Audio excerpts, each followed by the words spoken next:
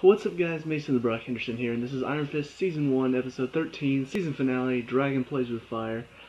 So, this is pretty much exactly what I was expecting going into the season finale, for the most part. There were a few things that I'll talk about in a second that I do... I do understand a bit of the backlash this show's been getting based on a couple of these scenes. I don't know if this is why, but based on the scenes that I'm upset about, yeah, it does kind of affect how this season ends on a whole. But let's talk about the main part of it, which is of course Harold framing Danny, and now it's pretty much finishing up his story arc for this season, which I kind of figured it was going to be. You know, after Bakuto got killed last episode, he's pretty much the only villain aside from Madame Gao, but she's kind of an overarching villain more than a Danny Rand villain. Bakuto and Harold have been really the two villains that Danny have had to deal with the most. So I figured after Bakuto got killed off and then Harold sets him up, this was going to be a very Harold-centered focused episode, and it was. We see Harold, after he sets him up, he's trying to come into Rand and take over. We see Ward trying to help Danny out behind Harold's back. And, this all leads to a fight scene up in the office, and yeah, it's pretty much exactly what I was expecting. Because there was that one scene in the trailer that looked awesome where we see everything just sort of almost explode after Danny hits the ground. And so when they're fighting in the office and then there's that glass conference room, all I could think was, this is where it's going to be, right? This is where it's going to happen. I saw the scene in the previews. I want to see that scene in action. It was just about as good as you'd expect it to be. I mean, they're up there in the office, guys are shooting at him. He came in through the window somehow. They didn't really show how he did that. I assume he rode the elevator to a higher floor and then I guess attached some wires to himself and managed to swing down. I don't know how he happened to get the exact right amount of wire to do all of that. I don't know. I wish they had explained how they set up the plan a little bit better. But as far as actually executing the plan, it did look pretty cool, seeing Claire get to help out, paying this guy off to use his peanut stand, and then blowing it up using some matches and the propane tanks. And on top of that, just Claire being Claire was pretty cool. And then Danny and Colleen go in. Danny takes out a few guards, rides the elevators up where they're waiting for him. Colleen takes some back elevators, which it to me seemed a bit lucky. It seemed like she was going to follow Danny up in the main elevators, and then all of a sudden saw the guys with guns. She's like, oh crap, guns, and then ran the other way and just happened to find some other elevators that took her up a back way away from everybody's eyes. It just seemed a little too coincidental for me, but ended up working out to where now Danny comes in through the window. He's fighting, Colleen is fighting a guy, and then after Danny manages to take out a couple of the guards, there are still a couple with some guns waiting for him to get out from behind the conference room desk. He sees Harold looking around for him with a gun, and he sees Colleen behind him with a sword, about to come in and try to cut his head off. But just as she's about to go in, she makes way too much noise, in my opinion. I don't know why not just sneak up, sneak up, sneak up, sneak up, then as soon as you're close enough to chop his head off. But she's like, sneak up, sneak up, sneak up. Okay, I'm about 10, 15 feet away, just enough room for him to react. Now's the time when I'm going to charge, and sure enough, that charge leads to, what are you doing?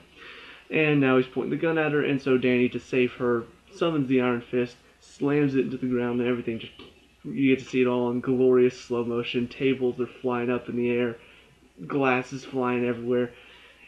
It looks pretty cool. And then that, of course, leads to Harold leaving the room, which leads to the final battle, which I'll talk about in a bit more detail in a second, because I do want to go back and also address a few other things that all led to this, some of which I found interesting, some of which I found kind of dumb.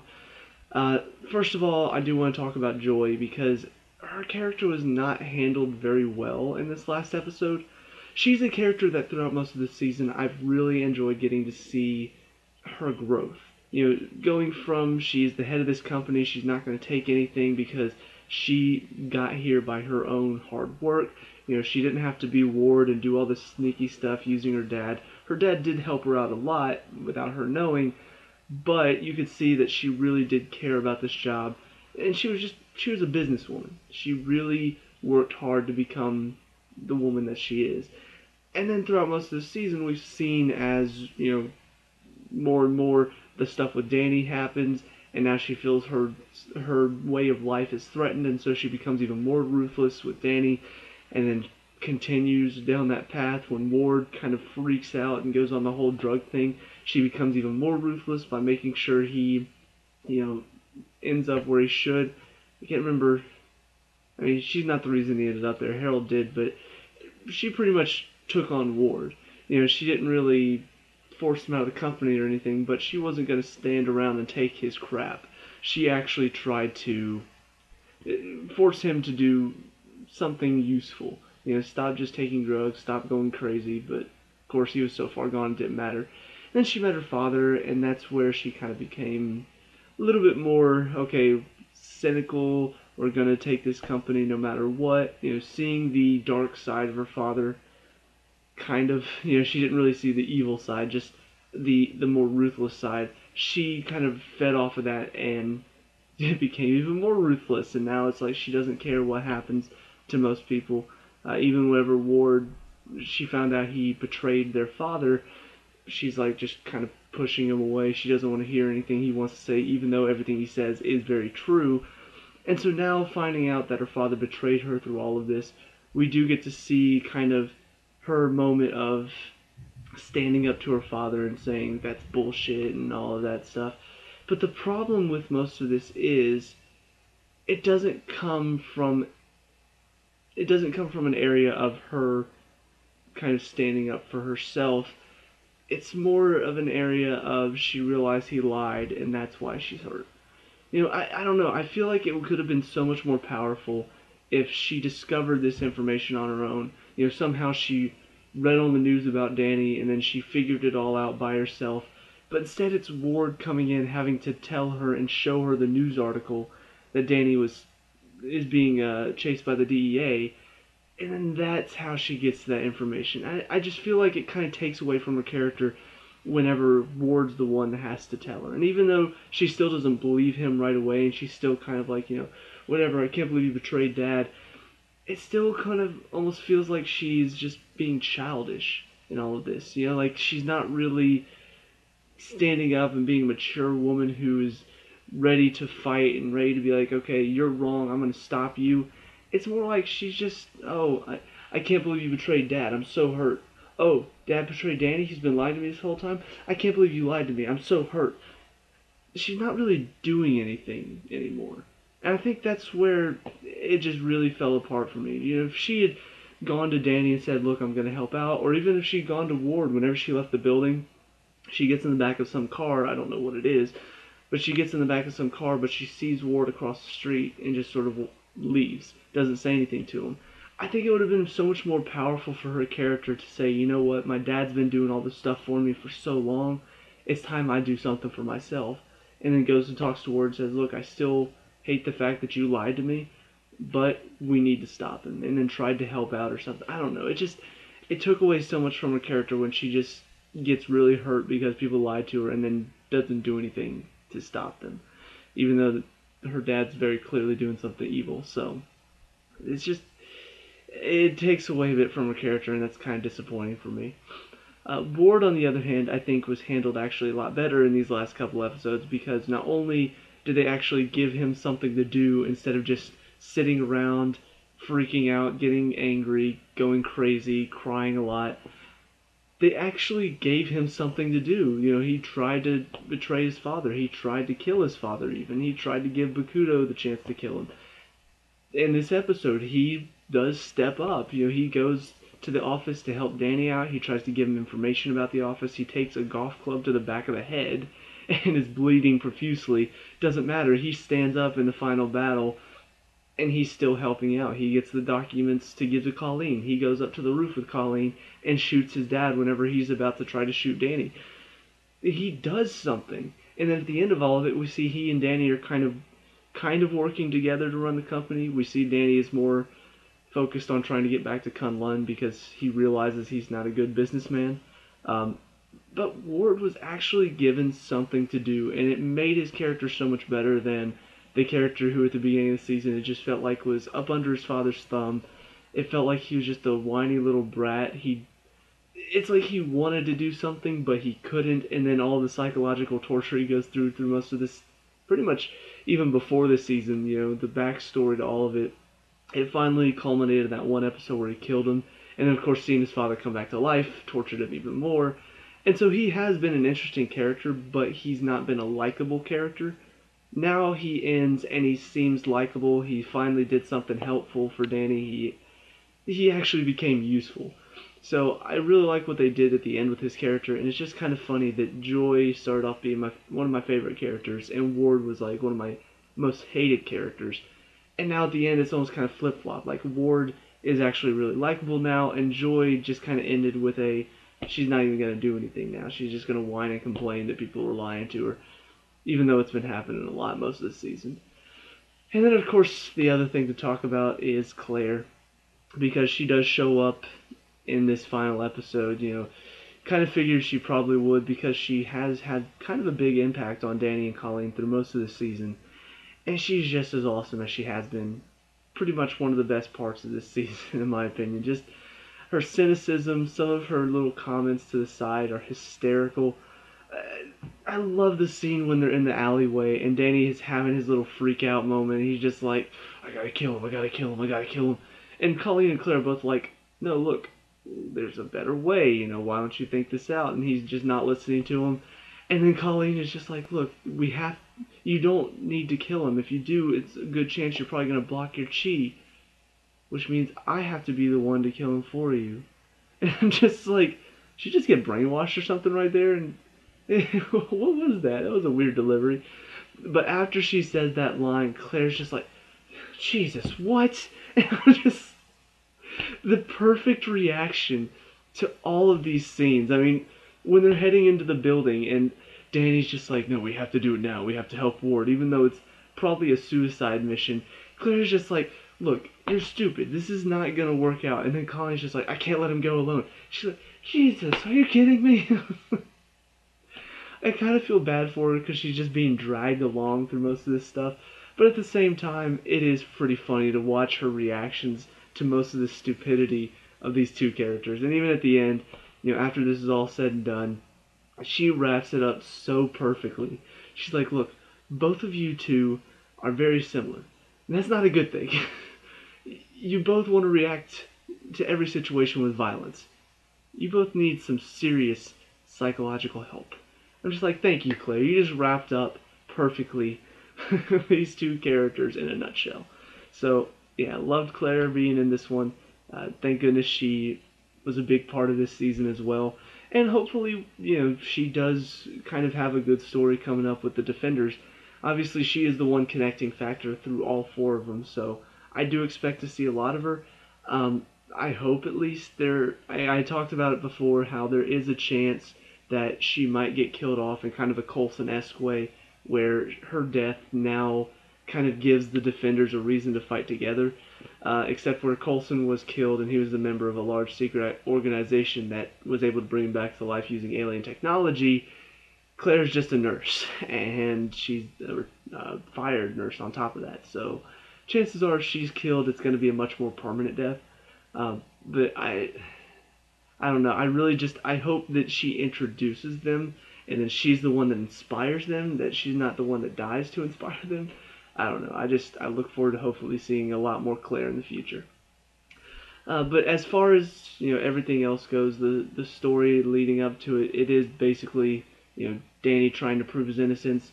Jerry Hogarth returns and he's talking to her. How do I get out of this? She says, prove your innocence. And so that's why they're going to the office to try to find this document that can help prove Danny's innocence in this whole drug debacle. So Ward ends up in there. Like I said, he's talking to Danny, giving him information.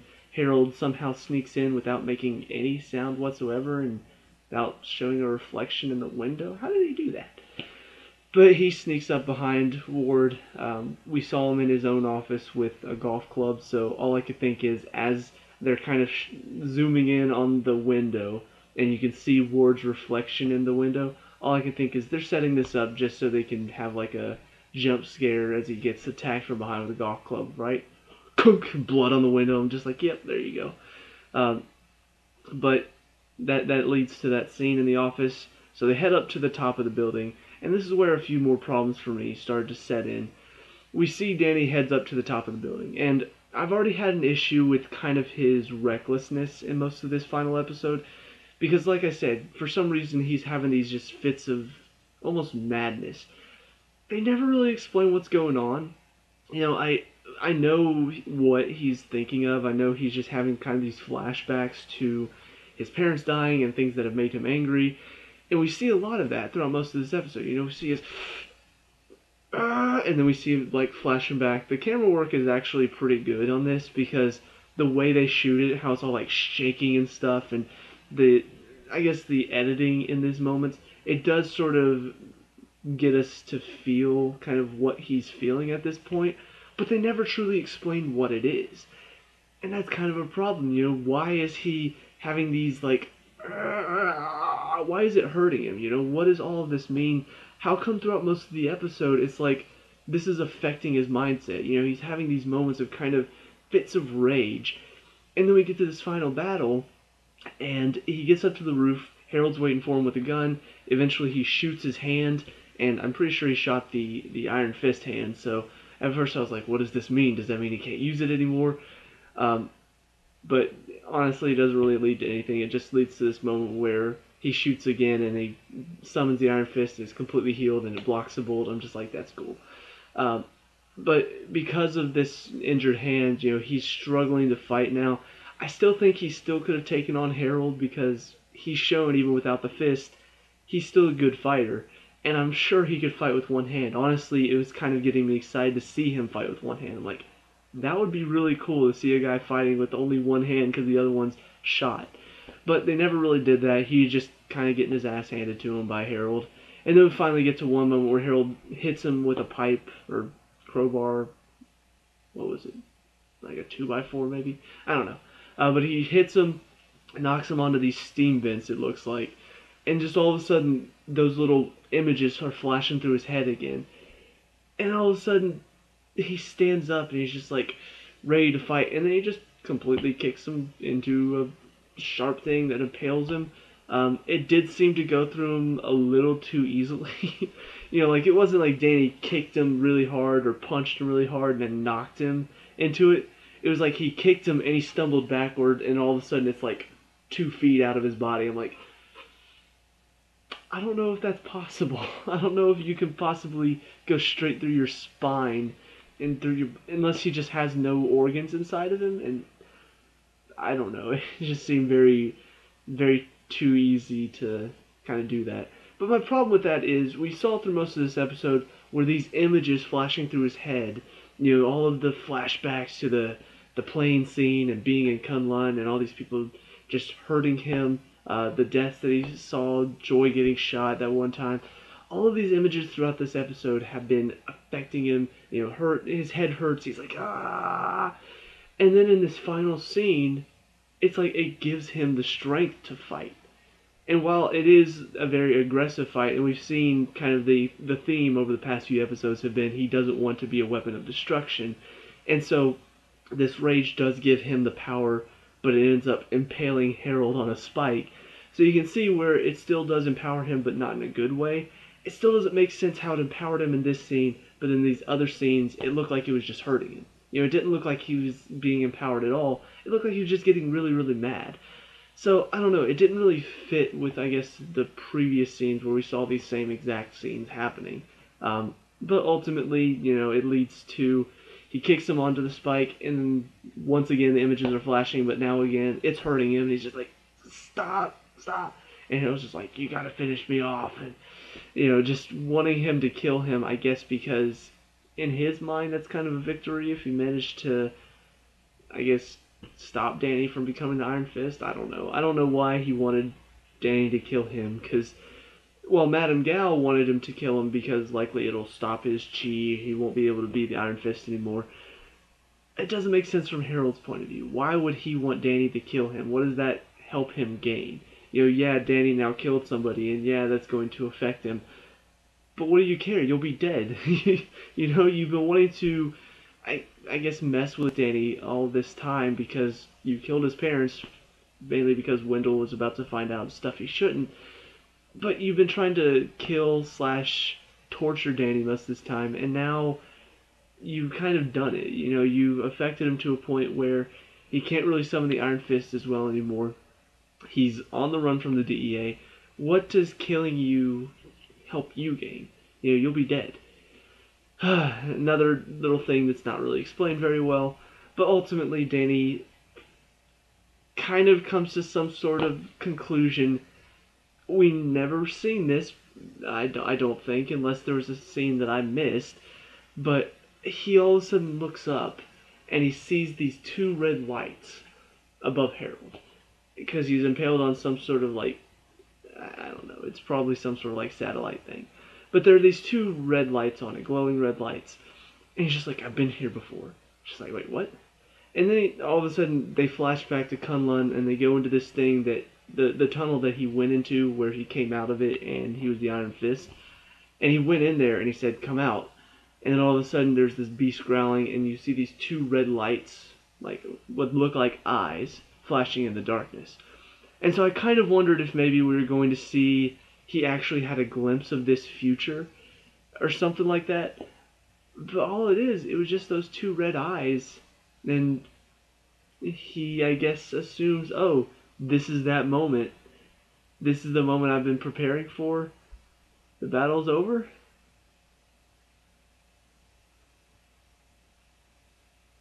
I don't get it.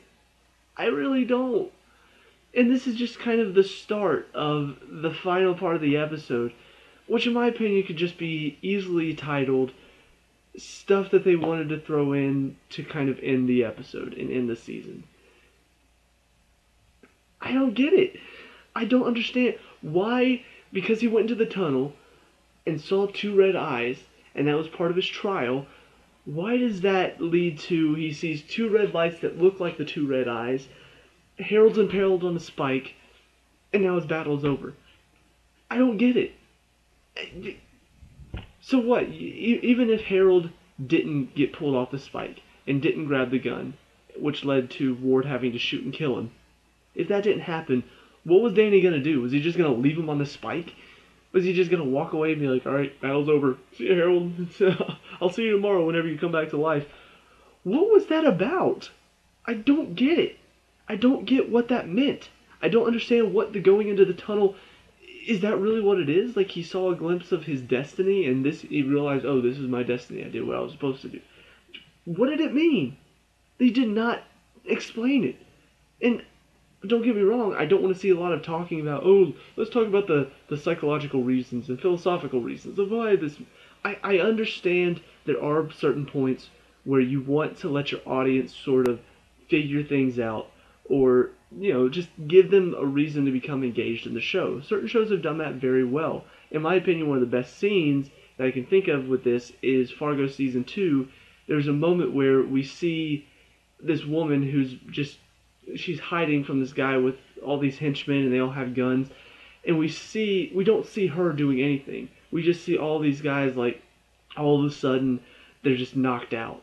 You know, all these henchmen are knocked out. And she's not a woman that you think would knock anybody out. And so a lot of the fun of it was, what's going on? You know, is she just happening to accidentally hit them and knock them out? Is she secretly a badass and we just didn't know? You know, what's happening that we can't see? It was a lot of fun to sort of theorize about what that could be. That can work. If you don't explain everything, if you kind of leave some stuff open to interpretation, that can work. But when you leave an answer so vague that it doesn't really make sense, that's when it backfires. And in my opinion, that's exactly what happened.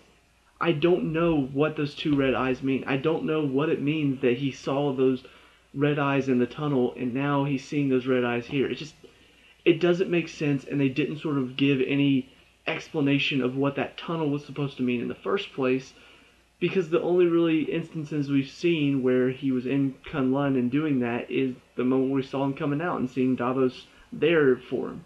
So, yeah, kind of frustrated with that. But unfortunately, that was not where my frustration ended. So after Harold pulls himself off the spike, gets shot, Ward shoots him, Then they manage to cremate the body. We see Danny and Ward talking about running the company. Hogarth comes in and explains to Danny that the DEA is dropping all charges. After all of this is said and done, the scene with Colleen where we see Danny saying he's going to go back to Kunlun, all of a sudden we cut to Joy, and she's talking to Davos.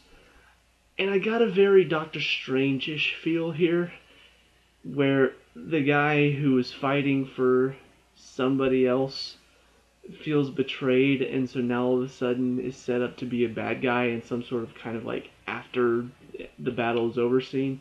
If you guys haven't seen Doctor Strange yet, go see it. It was quite a marvel to watch. But there is a friend who fights with Doctor Strange throughout most of the movie, and then in the post-credit scene, and especially before the post-credit scene too, we see that finding out that the Master was using the dark arts or whatever was apparently like enough for him to say, "I can't believe she did that. There shouldn't be any more." What are they called? I can't remember what they're called anymore. Not wizards. What's the word? I don't remember. Whatever. But he pretty much says there should not be. There are too many in the world. And so one of the post-credit scenes, we see him go to a guy who used magic to fix his spine, and so he takes that magic away, and now the guy's paralyzed again. He's like, too many, whatever they're called. So it was kind of like setting up, ooh, he's going to be a bad guy, guys. That's pretty much what this scene with Davos felt like. He's talking to Joy, and even Joy is almost setting up like, oh, guys, she's going to stop Danny too, which I don't understand why she suddenly hates him. Like, what the hell? Where did this come from? In the last episode, we saw that she was like crying out to him like, Danny, because he was sacrificing himself and she didn't want him to. This episode, we see Ward shows her, hey, Danny's being set up by her father, and that was enough to say, I can't believe you set Danny up and I'm turning my back on you. And then in this post-credit scene, Davos is like, ever since Danny's entered your life, things haven't been the same, right? Well, he needs to be removed. I can help you with that. And I'm just like, she's just sitting there like, huh, this is actually a good idea. Maybe I should stop the one person that I cared about the past 2 episodes and suddenly just don't care about it anymore. Because we need to set up for season 2 somehow, and so Davos turning Joy to his side of taking out Danny Rand is the perfect way to do that. On top of that, we see Madame Gao sitting behind him just smiling at this new revelation that Davos is going to try to stop the Iron Fist as well. Don't know what that means, but I assume she's going to use this information somehow. And then the final scene, which ultimately I think is just the most forced scene in any of the Netflix Marvel shows. We see Danny and Colleen climbing towards Kunlun. I'm just like, the only reason they would show us this in the finale, in the final scene, is to show us that Kunlun doesn't exist or it's destroyed or something like that. Sure enough, he gets around the corner. There are a bunch of hand guys that are killed, just completely taken out. And then he walks more and sees that Kunlun is just gone. So I don't know. I assume this means that they've shut the gateway to Kunlun somehow. Either that or they actually did destroy Kunlun, which I highly doubt. I highly doubt they were able to destroy it because that would just, I don't know, it would just be too easy. It would be too easy if, oh, the hand just destroyed Kunlun, guys, that's it. Now Danny has to feel bad about that. That sucks. I think it would be much more interesting if they somehow managed to find a way to either move the gateway or close the gateway early. So that way, not only does Danny feel bad about not being there to stop the hand, but also it gives sort of a reason for the people of Kunlun to not trust in him as the Iron Fist anymore. Either way, though, no matter which way it plays out, I still am disappointed in the fact that they showed us it here, because it just kind of feels like, oh guys, cliffhanger, come back to find out what happens next. You don't have to do that. You don't have to force a cliffhanger upon us, and this just feels like a forced cliffhanger. So kind of disappointed by it no matter which route they take with it. I think if they decide to go with Kunlun's destroyed, I think it would be the easy way out. I think it could make for an interesting story later on if Kunlun distrusts him because of what happened. But this scene, no matter what decision they decide to make with that, this scene just still feels very forced in at the final episode. It just feels like, oh guys, feel bad about this. Come back and watch, find out what happens next. But either way, this finale overall kind of ended on a pretty poor note. It doesn't take away from the show as a whole, in my opinion. I do think just because a show ends on a bad note, I've seen other shows kind of force a cliffhanger. I've seen other shows that have been good for most of the season kind of end on a lesser note, and it hasn't changed my opinion on those seasons as a whole, but it does sort of affect your opinion of it in the moment. When you're thinking about it the whole season, like I'm about to talk about, it does kind of affect your opinion of it because that's the last thing that you're left with is all of these questions, all of these kind of stupid decisions from characters. Yeah, it's kind of like, why do we have to end on such a poor note? But putting that aside, the season as a whole, I really did enjoy, and it's very surprising to me that so many people have been calling this a failure as a Marvel show. Don't get me wrong, there have been more problems from it than most of the other Marvel Netflix shows that I've seen. A lot more. But it was still fairly enjoyable. The action scenes at times can be really beautiful to watch. The dedication to this style of this sort of ancient martial arts type of movie. The flying through the air, the slow motion, the flips and kicks. A lot of it has been pretty fun to watch. I'll be curious to see how that style mixes in with fighting with the Defenders. If they're just going to sort of change his fight scenes to fit more with the realistic style of like Daredevil. But I don't know, like I did enjoy most of the action scenes. A few did fall short, but that's to be expected. Not every fight scene in Daredevil was incredible either. There have been a lot that were a lot better. But as far as the story goes, I think the whole thing with the hand did get a little bit bogged down. I think there were times where it could be very interesting. I thought Bakudo was an interesting villain to sort of throw in for a twist. I even thought Colleen's little, oh, she's actually hand, was kind of surprising. But still, it did start to wear out its welcome a little bit. There were too many moments where it felt like, the whole Danny and Colleen thing it sort of weighed down the plot for a second. Davos coming in and then all of a sudden just trying to throw this emotional weight on us when we've only known him for a few episodes got kind of bogged down the plot.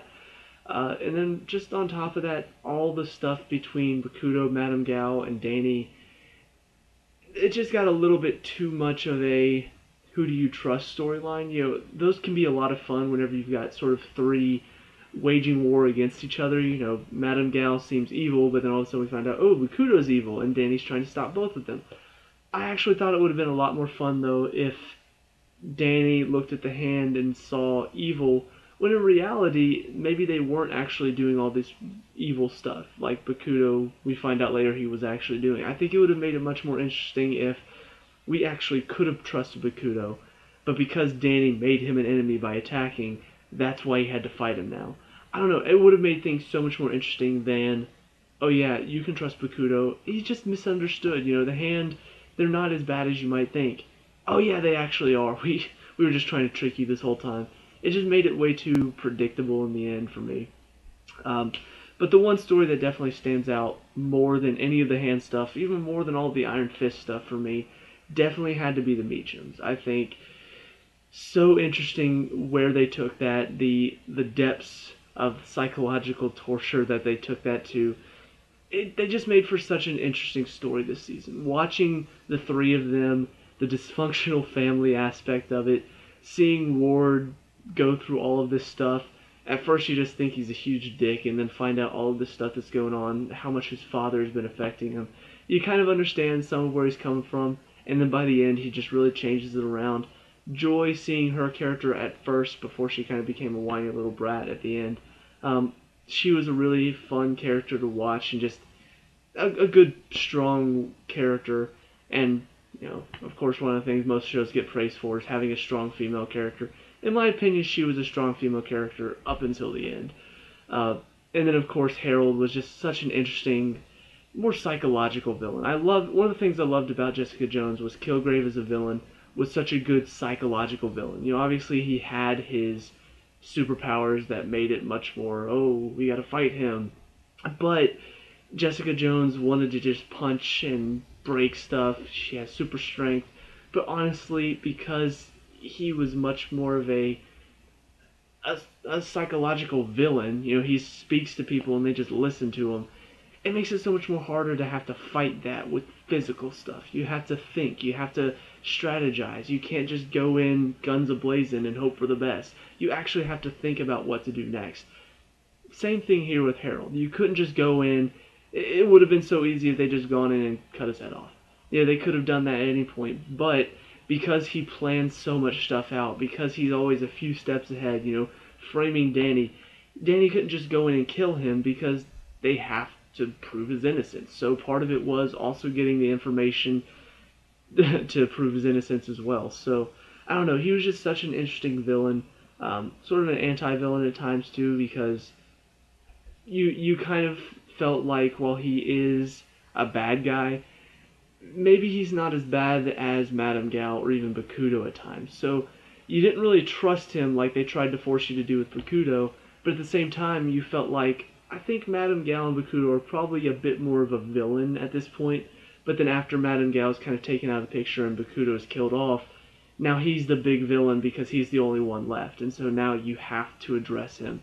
And so I really like how they handled him, and pretty much most of the Meacham story. And that's about it for this season overall. Really looking forward to the Defenders. I think they've done a very good job setting up this sort of TV cinematic universe, this Netflix cinematic universe, I guess you could call it. And that's kind of the fun of it. That's obviously one of the best things about the Avengers was they've all had their own individual movies, and now they're all together for the first time. Same thing here. They've all had their individual shows. They've built up a lot. Daredevil's gotten 2 seasons. We got to see a lot of him, a lot of story for him. Jessica Jones had a very good first season. Luke Cage had a good first season. Iron Fist had a pretty good first season. So all of them have just had these backstories built up. We've got to experience them for a full season, and now they're all going to come together for this ultimate battle. I feel like it's going to be a lot of fun. So I hope they handle it just as well as they've handled most of their shows. Just really doing a good job of sort of building up the atmosphere before they get into, I guess, the main story. It looks like it's going to be mainly just taking on the Hand. Sigourney Weaver is going to be like this Hand bad guy, and that just gets me really excited because who doesn't want to see Sigourney Weaver in the Marvel Universe, But yeah, it looks like it's just going to be them taking on the Hand for most of the season. But I really hope that there is more than one story going on here, because it would be so easy for them to just say, oh yeah, we're taking on the Hand, and then that's it. Just 13 episodes of that. It would be so predictable if they did that. First few episodes, you introduce them, you have them start to figure out what's going on with the Hand, what's their plan, and then the next several episodes are just them trying to take on factions of the Hand, fighting. I feel like you could do so much, though, because they have so much time, because they have 13 episodes to delve into all of this. I feel like not only could you set up them fighting the Hand, but have something else going on. Have the Kingpin involved. Have him doing something from prison that's almost like trying to help the Hand or something like that. Bring back villains from the past. Madame Gal, she's controlling what's it called? Like some sort of faction of the Hand that's not really a part of the main faction. So, I don't know, I just feel like there's so much you can do. I hope they don't just turn it into pretty much a 13 episode season of just one story. I want it to be a few different stories throughout most of the season, because that always makes it more interesting in my opinion.